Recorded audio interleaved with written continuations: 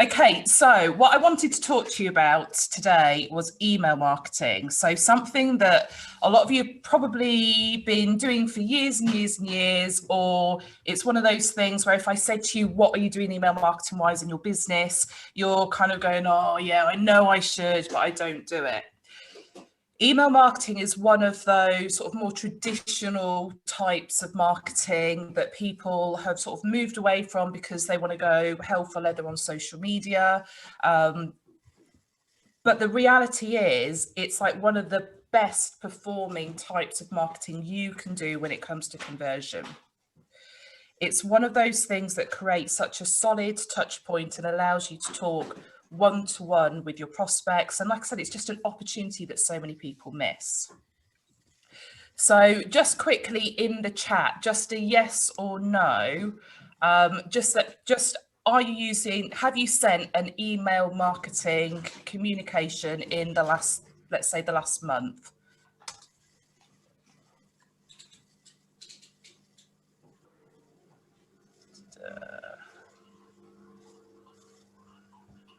So a few yeses, few no's. So the marketers are saying yes. Fantastic. Okie dokie. So I think you can see from the responses there, if you take the marketers out of it, because obviously we know this stuff works, you see that there's like a mixed bag of results.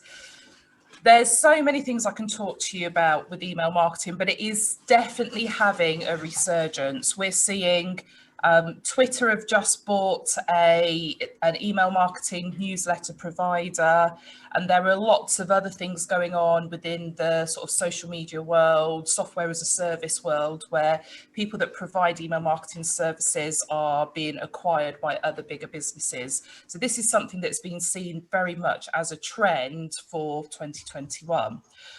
But there are a few mistakes people often make when it comes to email, and I just wanted to run through those with you. So first of all, they're sending their email marketing campaigns, but they're using an info at email address and an admin at that kind of thing, because they think, well, I'm going to get all of these out of offices and I don't want all of that in my inbox. But the reality is, when you're trying to get through spam filters and stuff like that, people will have rules in their inbox so that if they get something from an info at or an admin at email address, it immediately goes into a file where, you know, a file of crap they never read.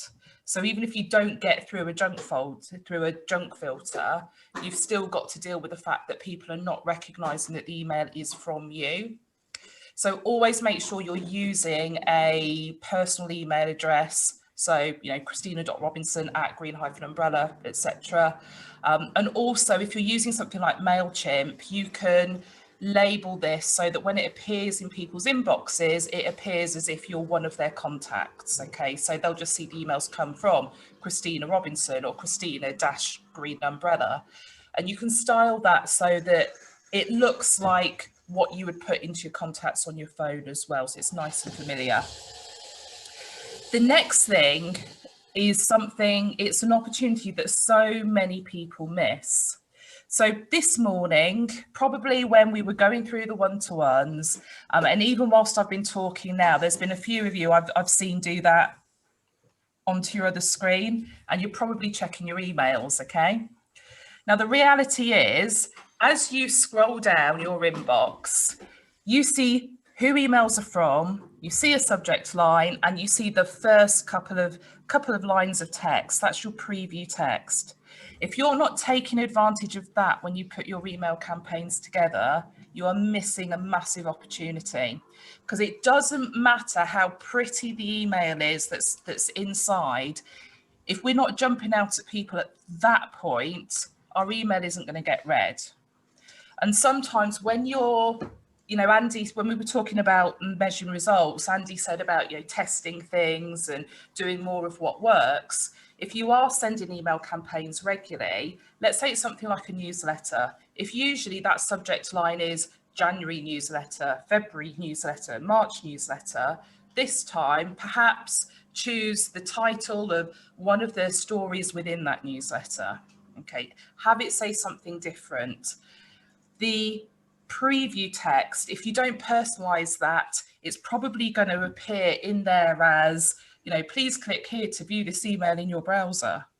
Well, no one's opening that because they know it's a bulk email in that situation. Maybe they are going to open it, but it's going to be really low down on their priorities list. So, like I said, this particular area, this particular part of building your email campaign is so, so valuable.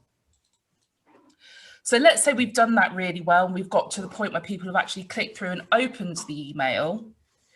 We should be emailing people regularly, and so we need to make sure that when we do that, our branding is consistent. And again, a lot of people fall down through inconsistent branding. The more consistent your brand is, the more you're creating that perception of quality around what you do as well. So it's essential.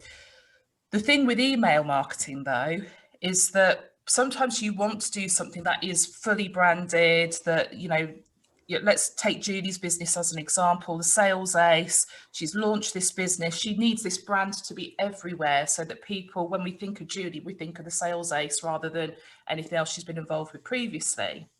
So every time we open an email from her, we should see that brand loud and proud. Apart from the times when she's doing something that's like a high converting email, in that situation, actually, you're better off with an email that is plain text. What that means is we stripped out all of the branding. When it's received, it feels like something that's been sent direct from Outlook. It feels very, very personal.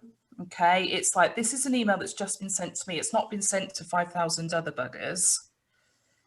And when you're making an ask, when you're requesting that someone actually spends money with you, when they feel like it's more of a one-to-one, a more personal communication, it often works better. Okay, so my sort of third mistake I wanted to share with you was inconsistent branding, but you've got to make the decisions as to when you use your brand and when you don't. If you were putting a series of emails together, I would describe it as a nurture sequence. It might be that the first email in the sequence is really super branded because we're introducing people to your brand, but maybe email 2, 3, 4 within this sequence are very short, they're plain text, they feel like you're dropping in on someone and sharing some value with them. And then you know, maybe there's something else that's branded at email 7, and maybe on email 10, again, it's plain text, but in that we're making that ask, you know, come and spend some money with us now. A couple of minutes, Christina. Cool. So number 4 is a lack of personalization.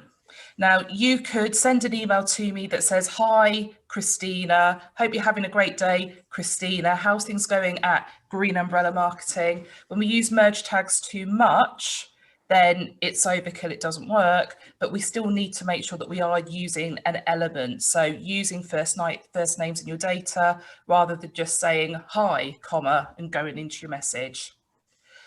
And then the 5th mistake is not mapping that content into your sales funnel, into your marketing funnel. So remember, we're taking people from not having known you at all. They've probably seen you on social media. We're then going to, you know, feed them something on social so they sign up with us. They're probably coming through to this part of our marketing funnel where, you know, they're just getting warm and we need to take them through to being a hot lead for us. So remember, what we put into our emails, the content itself, it should deliver value. It should give some context around the message. It should have a clear message. And every email you send, just make sure you're asking them to do, you know, within that content, you're only asking them to do one thing. Confused minds don't buy. So it's really important that content, it maps into your funnel, really clear, and we only ask them to do one thing. So that's it. The 5 mistakes of email is using things like info, not taking advantage of your subject line and preview text, inconsistent branding, no personalization, and content that doesn't map into your funnel. That's me done.